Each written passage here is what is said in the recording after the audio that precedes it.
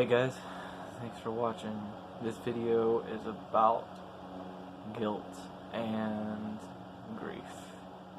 And I wish I kind of knew, I wish I could be up here and say I've got it all figured out.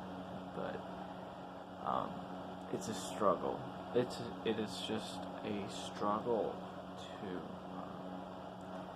I don't know, if you've been betrayed by someone, if you've been heartbroken by someone, and there are different ways you can heartbreak someone.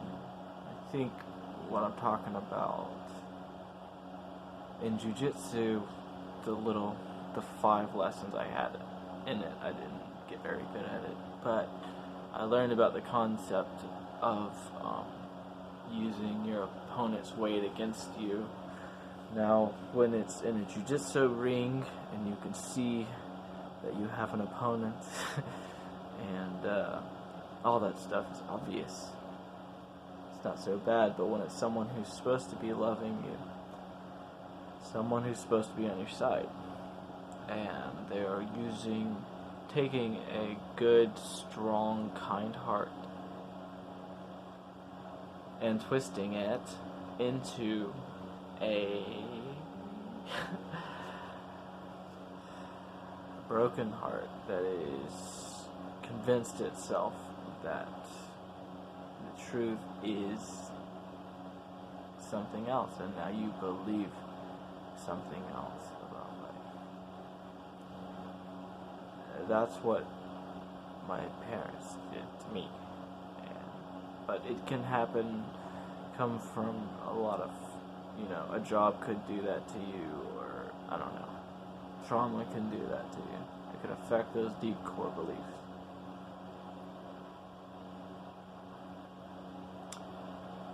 And I'm not saying that I've got it perfectly figured out. You don't really have to. If you understand just how denial works, how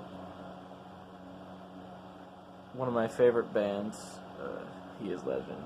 The name of the band isn't important. What's important is how the song went. A lot of their songs are about denial and waking up to that.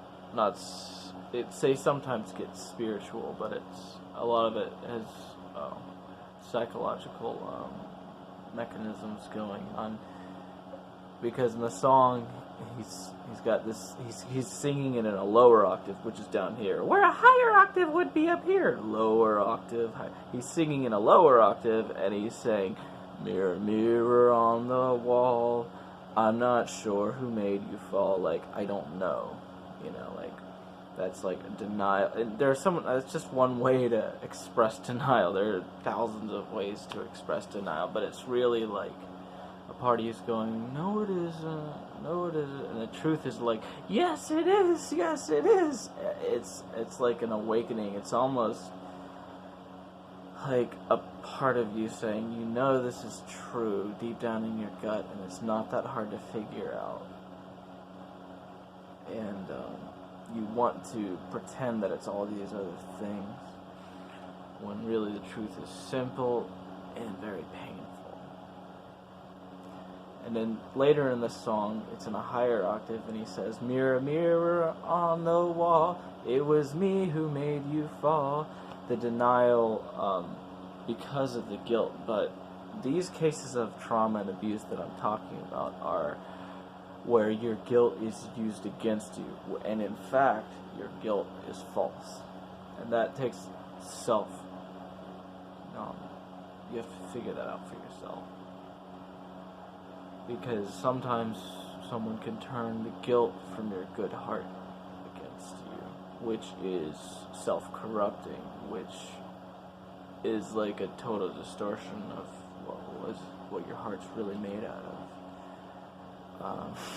That's a way to put it.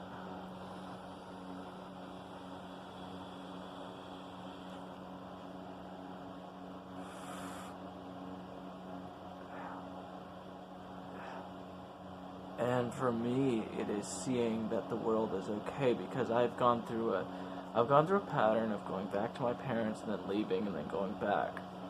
But now that I know about psychology, I know why I was doing that, and see, I know the truth, and I get it, and I'm acting on it in an external reality, but I am letting go of a whole family right now. So it goes like, I get feelings, they come back, and then instantly I go, oh wait, I know what this is now, but they're still coming back, and that's why it's still a struggle, and I'm like breaking out crying randomly, like, it's hard.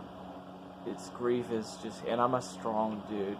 I'm training at the gym, and I'm doing yoga, and I'm a headstrong, stubborn fucker. But real grief is knocking me down. Like, I can't walk sometimes. I can't, like, it takes so much willpower to drive home when my heart is crying. When I'm crying, you know. So it's, for anyone experiencing guilt, I know your pain, that's what I can say.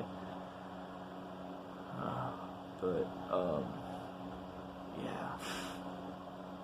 That's what's going on, and realizing that the world isn't actually that bad, because this is what's happened before. I've ended up in great hands before, and had a perfect opportunity, and like getting really lucky, because my mom kicked me out on the streets, and these people took me in, and I was living in a fancy fucking life for a good few years. And not only that, like, moving up in the world, and then I tried to go back to my parents, and to show them, because I wasn't aware at the time that I wanted their validation, that I needed their validation, and that ultimately the answer from being aware that they will never validate me, this might be true for you as well, is I have to validate myself. It was their job to do it, and they did fuck up, but ultimately in this reality, and it's hard because I'm doing a better job. I'm getting happier, faster, right now, on my own, without their help, and that is in fact depressing the shit out of me at the same time. So it's weird, the things that I know are going to make me better and benefit me, that make me feel so much better knowing where I'm going. Sometimes I get guilty. I feel guilty, and that guilt kills me, and it's painful to realize what they taught me on an emotional level. There are certain behaviors that I understand and all this other stuff, but ultimately what their intention truly was, I would start crying if I keep talking about this stuff. But you have to wake yourself up and realize that you deserve. And this is the hard part. I understand. It's really hard, especially if you had crappy, emotionally abusive parents. One of the hardest things.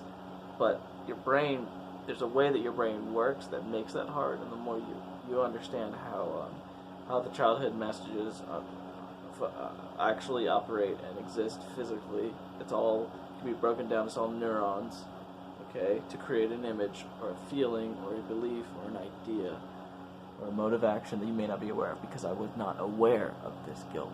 I played music, soul-searched, spiritual style for 10 years straight, non-stop, and I put a lot of effort into it.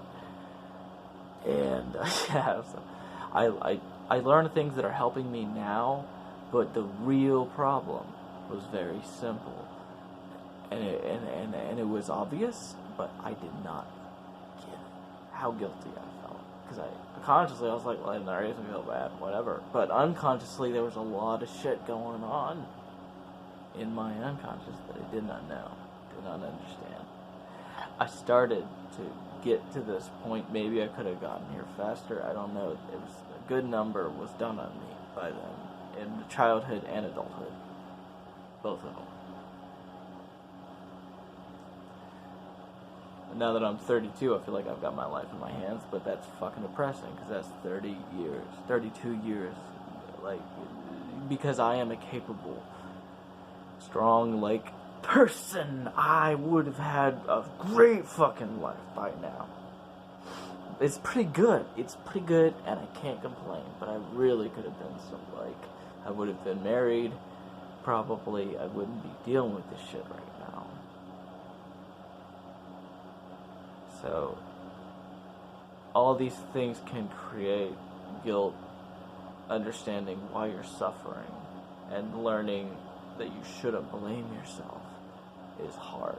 It's hard. It's not easy, but it's doable, and it's important to maintain that. You don't have to be in a perfect mood all the time. You do have to understand why it's happening, why these feelings are happening. If you've had years of your life taken from you, you know.